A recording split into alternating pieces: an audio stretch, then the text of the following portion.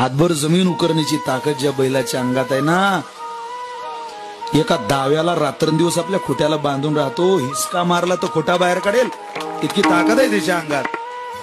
पण आपल्यावरती असलेल्या प्रेमामुळे खोट्याला जागतो, तिथंच थांबतो. हे प्रेम आहे, ही कृतज्ञता आहे.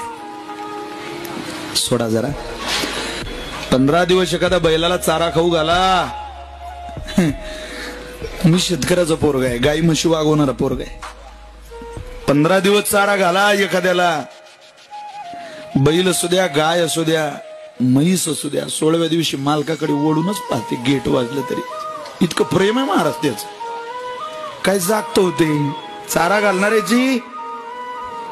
नाही त्याची भेट झाली, गडबडीत त्याला नाशिकला यावं लागलं, गवळण्यातून गाडीला किक मारली तरी ते जनावर मालकाकडे पाहत. चाललंय जीव लावलेली जनावर विसरत नाही महाराज.